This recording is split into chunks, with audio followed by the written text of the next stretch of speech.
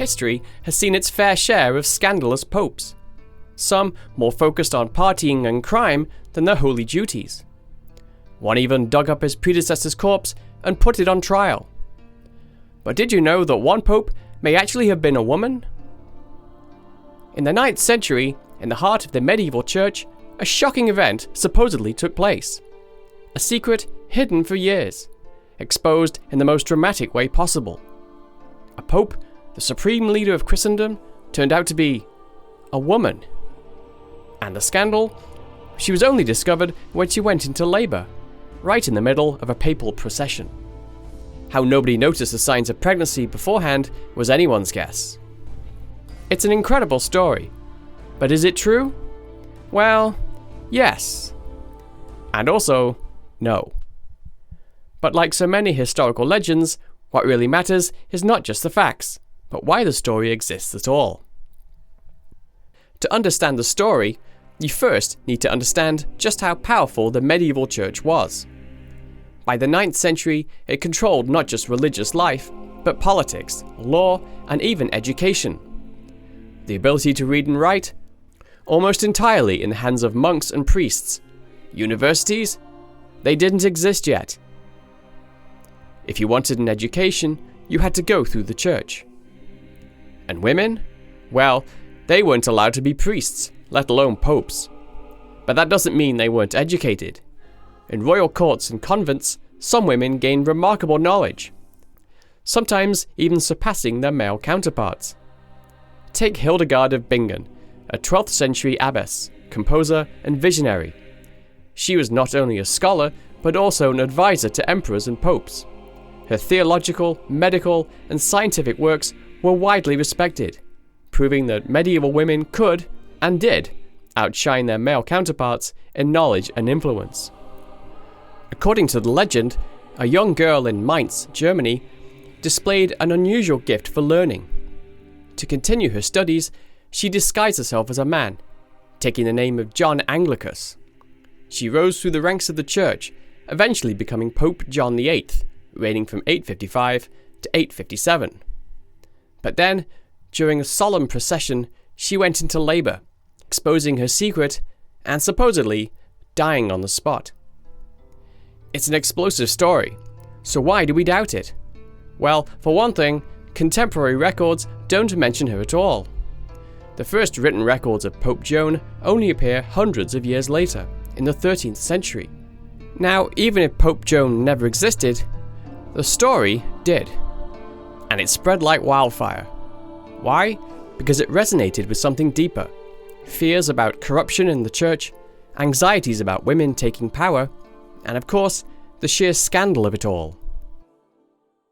The earliest mention of a female pope was by the chronicler Jean de Mailly in the early 13th century, where he wrote, "Concerning a certain pope, or rather female pope, who is not set down in the list of popes or bishops of Rome, because she was a woman who disguised herself as a man, and became, by her character and talents, a curial secretary, then a cardinal, and finally pope. One day, while mounting a horse, she gave birth to a child. Immediately, by Roman justice, she was bound by the feet to a horse's tail and dragged and stoned by the people for half a league. And where she died, there she was buried.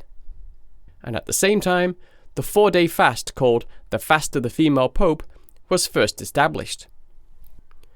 After Pope Joan had been revealed as a woman, another chronicler wrote, "In Brescia it rained blood for 3 days and nights. In France there appeared marvellous locusts, which had 6 wings and very powerful teeth.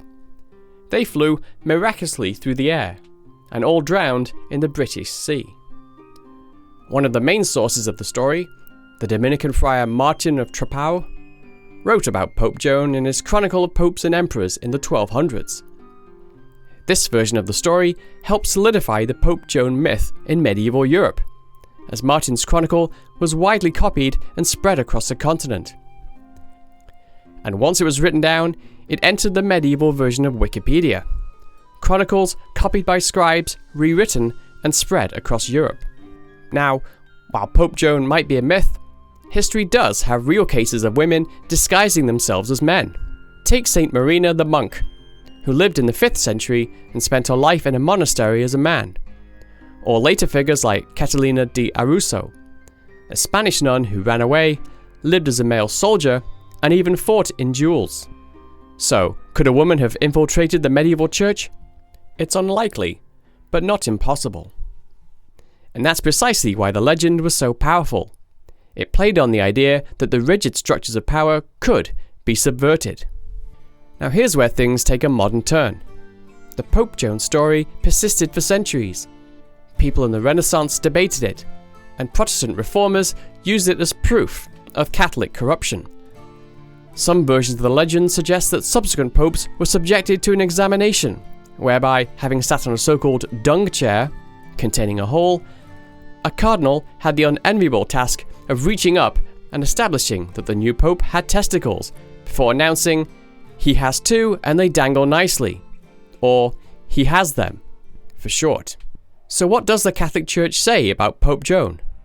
Well, according to them, it's a bunch of nonsense. The Church has always rejected the story, insisting that there is no historical evidence for Pope Joan. Vatican records show no gap in the papal timeline where she could have fit. And many historians believe the tale originated as anti-papal propaganda. Despite this, the legend persisted for centuries, fueling debates about church authority and historical accuracy. So, did Pope Joan exist? Almost certainly not. But did her story shape history? Absolutely. Whether or not she was real, the idea of Pope Joan tells us something about medieval society, what it feared, what it imagined, and what it thought was possible. And that's the thing about history.